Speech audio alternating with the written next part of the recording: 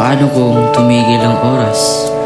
Kung titigil ba ito, may pag-asa bang magmamahalan tayo? Unang kita ko pa lang sa'yo, nagwawala na agad ang puso ko. Na para bang tuwing nakikita kita, buo agad ang araw ko. Hala! Late na ako!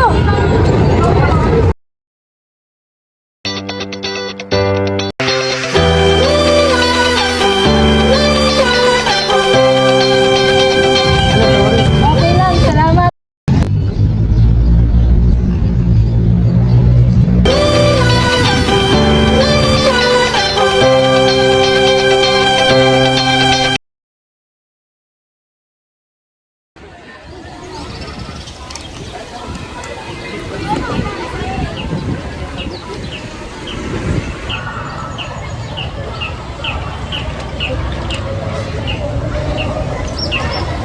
Why you can focus? What's wrong with me?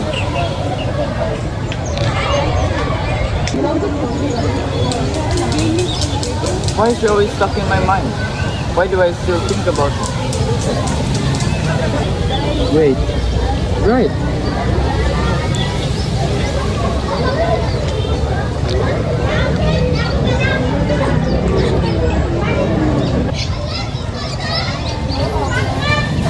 Bigyan cuma. Tapi ini really as like her.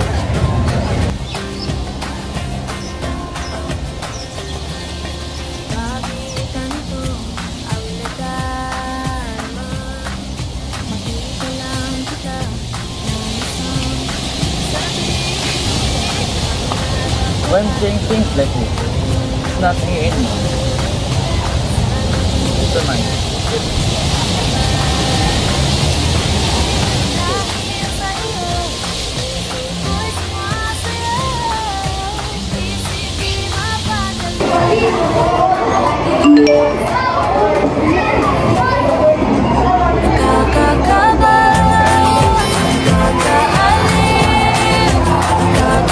Uy, Bes! Sino yan? Bakit nandito lang dito dyan sa salon? Wala lang po. Nakakita ko kasi ako nakakatawa sa newsfeed ko. Talaga lang, ha? Akala ko kasi kung ang dami na yan. Ikaw talaga, nagpapismosa mo talaga, no? Talaga lang.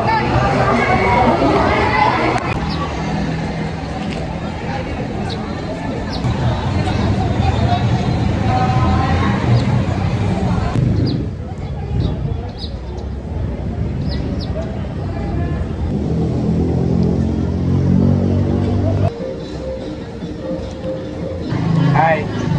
Uy, hello. Mag-isa ka lang? Oo eh. Uuwi ka na ba? Oo. Pwede ba sumabay? Sure.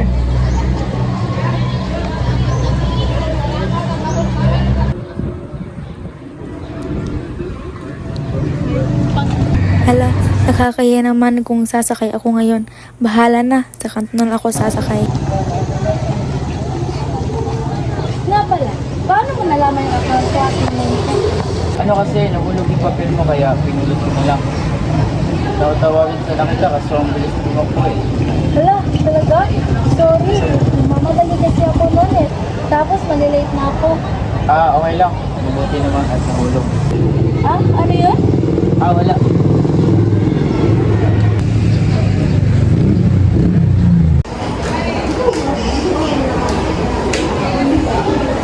Good morning, class. So, ngayon, i-ask ang mga honors ulit dito. Tawagin ko ang weeks of study, isa lang nakapasok sa listahan. Ang nag-iisang nakapasok dito sa listahan ay si Kimian Cuba.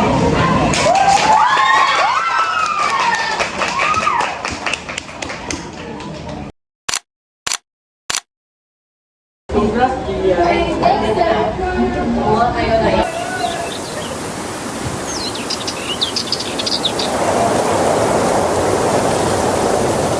Salamat po, Nay. Mano po. Okay lang po, Nay. May focus sa inyo eh, Nay. Hala, napakasipag mo naman, anak. Pagbutihan mo pa sa susunod. Opo, Nay. Ito talagang ina. Dahil may anak ako na katulad mo. Matanda pa, matalino pa, manang-mana sa akin. Hoy, Nay, hindi ko ito makukuha nang wala ka. Dahil dyan, ipagluluto kita ng paborito mo. Wow, talaga Inay! Excited na ako!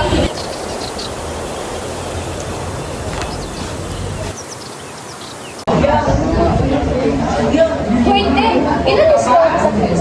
Kulang ka, perfect ko naman din. Uy, grabe ka! 19 na ako. 19? As in, 19? Pinapamukha mo talaga sa aking bobo ako. Hindi naman.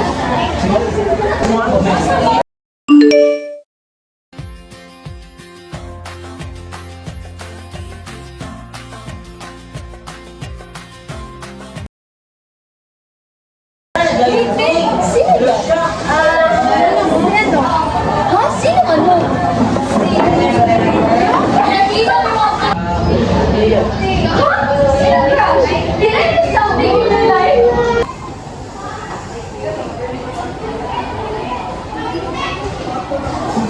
Hi. Hello. Saan ako itakayain kumain kung hindi ka busy? Sure.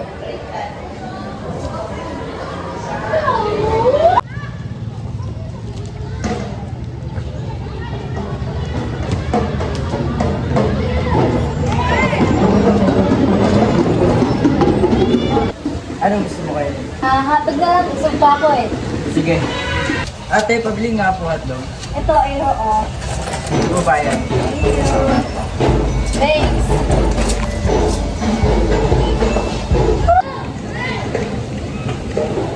Uy, Mars, ano na nabenta mo? Madami-dami na rin. Hello, hotdog. Mars, grabe na talaga mga kabataan na yun, no? Oo nga, no? Iba-iba na sa panahon natin noon. Sinabi mo ba?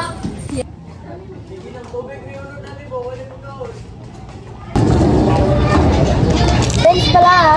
Wala yun. Hello, malapit na pala magsimula ang class natin. Hala, oo nga, no? Sorry, hindi ko na malaya yung oras. Tara, tignan kita. Huwag na, baka malate ka pa. No, ako yung kumuha sa'yo. It means ako rin maghahatid. Tigas talaga ng ulo mo, eh, no? Sige na nga.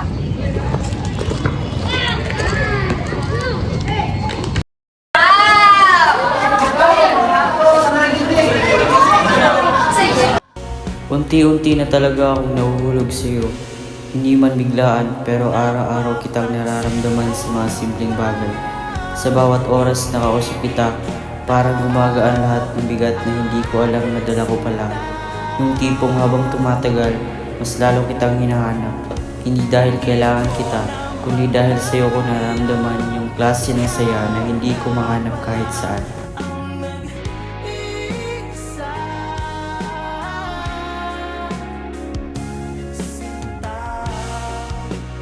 Bes, napapansin ko lang ha, nagpapadalas na yung pagsasama niyo ni Aaron.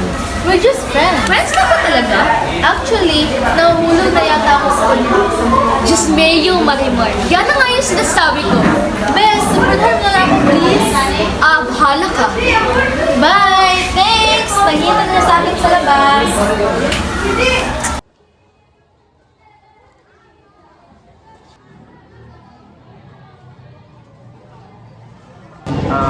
Milan, may sasabihin sana ako. Ano yun? Paano ko ba ito sisimulan? Yung ulit. Gusto ko lang sabihin na unti-unti na talaga ako nahulog sa hindi para i-perfect ka, kundi para maging honest ako sa nararamdaman ko. Gusto ko lang na pure and unconfused at kung ano man ang sagot ng pagkaya. Salamat sa honesty. To be honest, unti-unti na lang akong nahulog sa'yo. Hindi ko man masabi ang lahat sa ngayon, pero nararamdaman ko yung connection na. Really?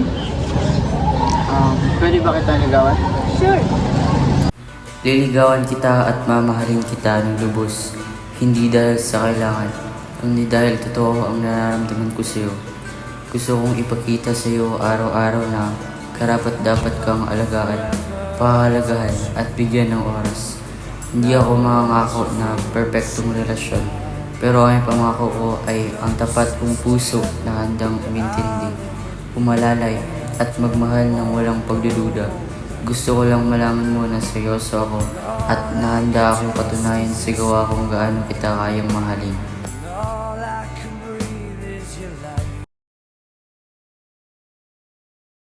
Napakaganda niya na para bang isa siyang anghel na bumaba galing sa langit. Huy, Aaron, nakikinig ka ba? Ha? Ano yun?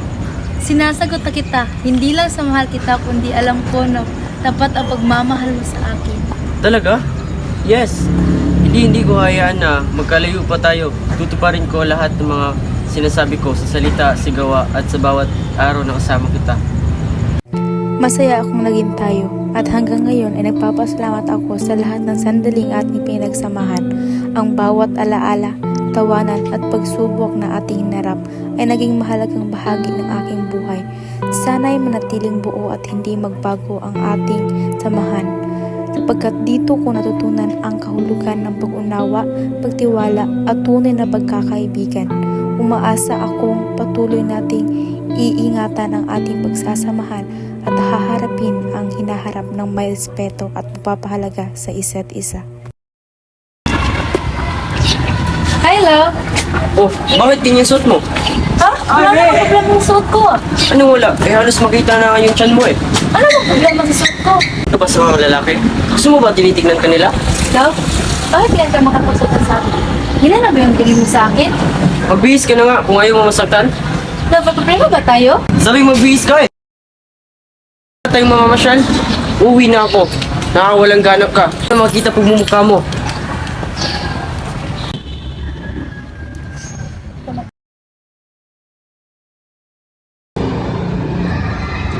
Naglasing ka na naman, Jose? Huwag mo nga ako pakialaman, Nora.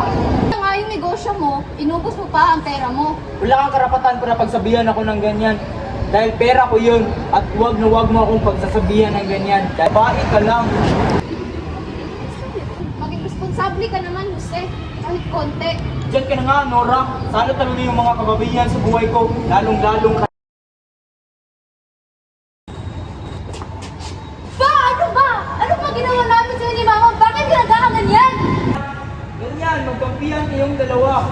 Ba? Ano ba ginawa namin ni Mama? Bakit mo kami tinagalan na ganito? Tama na, anak. Ganyan, sumasagot ka na ngayon. Tama na, Jose. Ultimo anak natin, sinasaktan mo ng ganyan. Wala akong pakialam sa inyo.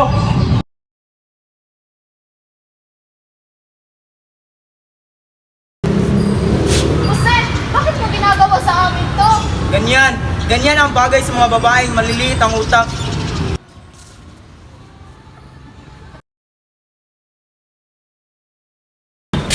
Hi, love! Sorry, natagalan. Bakit ba ang tagal mo? Eh alam mo naman na ayaw ko pinaghihintay ako. Eh, may ginagawa pa kasi kaming project eh. Tapos bukas mapasok ko. Sagot ka pa at nagsisinungaling ka pa.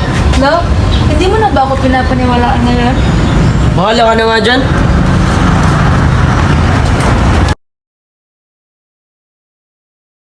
Hello, lalabas muna ako. Birthday kasi ng best friend ko eh.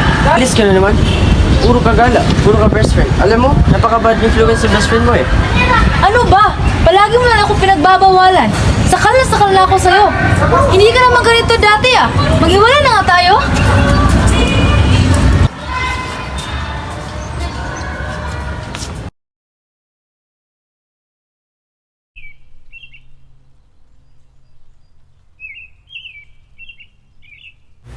Masaya akong makita kang masaya ngayon.